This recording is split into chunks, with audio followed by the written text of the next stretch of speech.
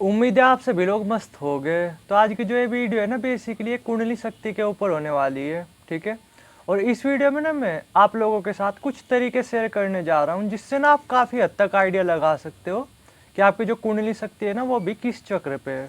ठीक है।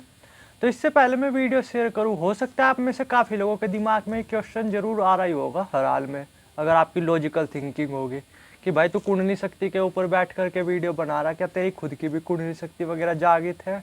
ठीक है। और ये क्वेश्चन मेरे ख्याल से आना भी चाहिए।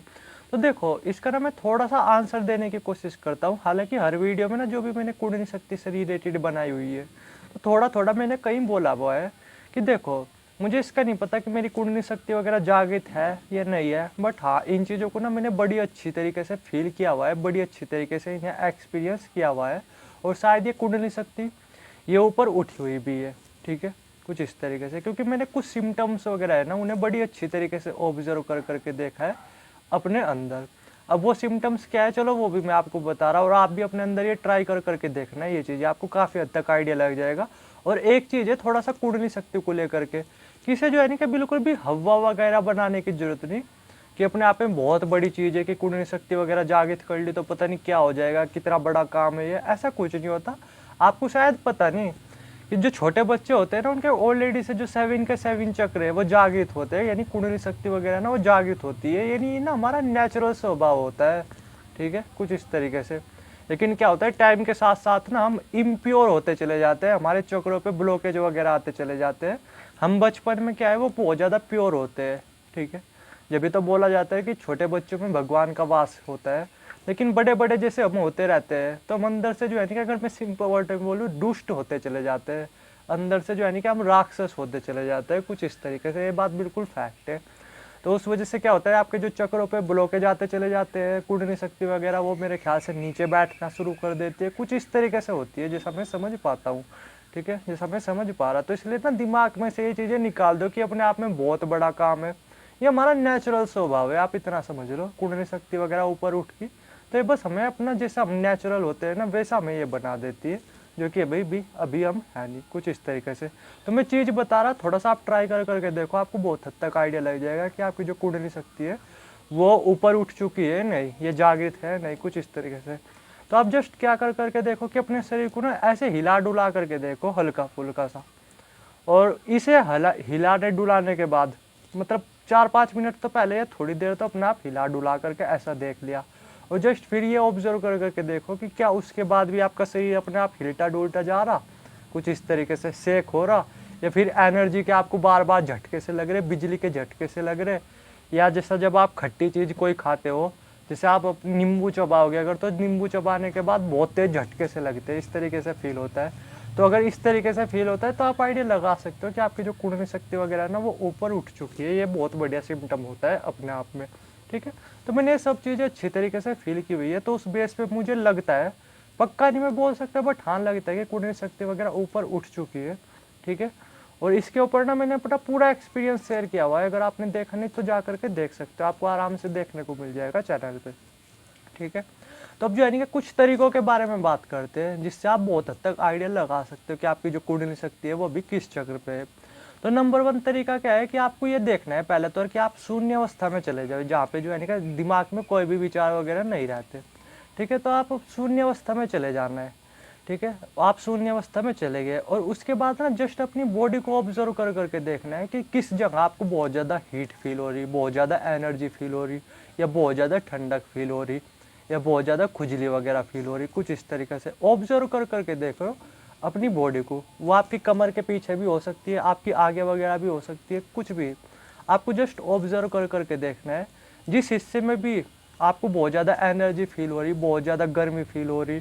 ठीक है। शरीर के जिस हिस्से में भी, या फिर जो है कि आपको उस जगह बहुत ज़्यादा खुजली फील हो रही है, या कुछ इस तरीके से फील हो रहा है, जैसे दिल धड़कता है ना, जब मतलब दिल धड़कता है, या जब अंग फड़कता है कोई, कुछ इस तरीके से, तो कंपन हो रहा होता है उस जगह। तो आपको नॉर्मली बस ये 2-3 चीज़ें देखनी है। ठीक है। कि कहीं पे किस पॉइंट पे आपको जो है कि बहुत ज़्यादा एनर्जी फील हो रही है, ठंडक फील हो रही, या फिर खुजली फील हो रही, या वो जगह बार बार उठ रही, ऊपर नीचे हो रही।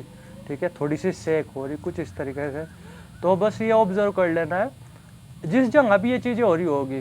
ठीक है। तो आप आइडिया लगा सकते हो कि आपकी जो कुंडली शक्ति है ना अभी उसी चक्र पे है, उसी चक्र के आसपास है, ठीक है, कुछ इस तरीके से। उम्मीद है समझ में आ गया होगा। अब जो है ना कि दूसरे तरीके के बारे में बात करते हैं।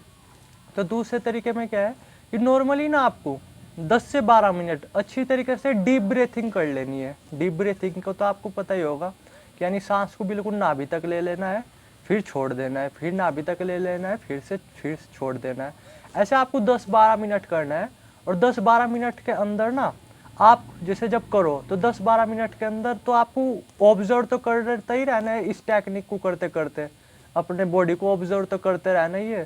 साथ में जब आप ये कर करके ख़त्म कर लो 10 से 12 मिनट, तब भी अपनी बॉडी को ऑब्जर्व कर करके देखना है कि किस जगह आपको बहुत ज़्यादा एनर्जी फील हो रही, बहुत ज़्यादा हीट फील हो रही, या खुजली फील हो रही, या ठंडक फील हो रही, ठीक है, या वो जगह ज़्यादा फड़फड़ा रही। अगर जो सी भी जगह सबसे ज़्यादा फड़फड़ा रही होगी, या जिस जगह सबसे ज़्यादा एनर्जी फील हो रही होगी, या कुछ भी फील हो रहा होगा, सबसे ज़्यादा खुजली वगैरह फील हो रही होगी, या कुछ ऐसा चीज़ फील हो रही होगी कि हाँ इधर पानी सा है कुछ ज़्यादा सा, ठीक है, इधर की तरफ से कुछ पानी सा बह रहा, तो आप समझ सकते हो कि आपकी जो कुंडली शक्ति है ना वो उसी जगह है, उसी चक्र के आसपास है, कुछ इस तरीके से। तो ये होगी दूसरी चीज़। अब बात करते हैं तीसरी चीज़ के बारे में। तो तीसरे नंबर पे आपको क्या करना है, कुछ नहीं करना, लेट जाना है, ठीक है। और अपने हाथ को ना 2-2 मिनट अपने हर एक चक्र पे रख लेना है, ठीक है।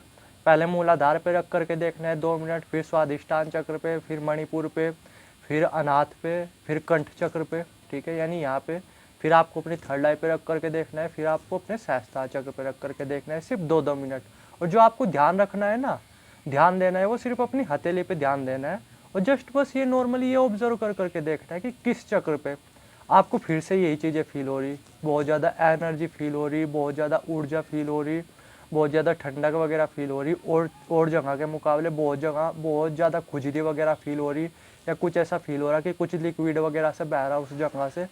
तो आप साफ आइडिया लगा सकते हो जिस जगह भी ये, जिस पॉइंट पे भी ये चीज़ें हो रही, ठीक है, और चक्रों के मुकाबले, तो हाँ आपकी जो कुंडली शक्ति है ना वो उसी चक्र पे है, ठीक है।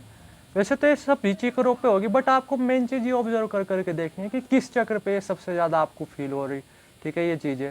तो आप समझ सकते हो कि आपकी जो कुंडली शक्ति है ना वो एक्चुअली में उसी जगह पे है, ठीक है, कुछ इस तरीके से। अब बात करते हैं चौथे पॉइंट पे, जो कि प्रैक्टिकल चीज़ें है, ठीक है।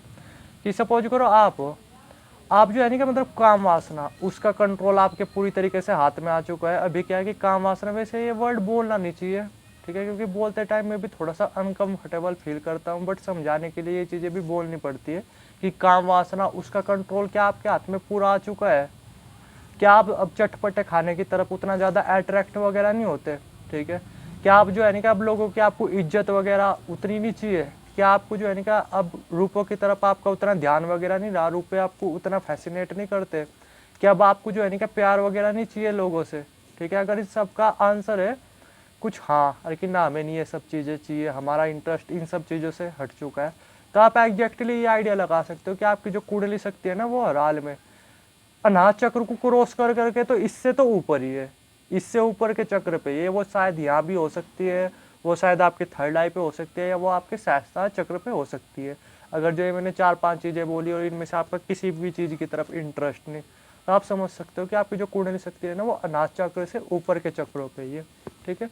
उम्मीद है आप समझ गए होंगे कि मैं क्या कहना चाहता हूँ। अगर आप समझे नहीं, वीडियो को फिर से रिपीट कर करके देखना, आपको बहुत हद तक आइडिया लग जाएगा, ठीक है। और कुछ क्वेश्चन हो फिर भी तो कमेंट सेक्शन में खुला हुआ है, और वीडियो की स्क्रीन पर नंबर भी आ रहा होगा, डायरेक्ट व्हाट्सएप कर सकते हो। थैंक यू वीडियो देखने के लिए।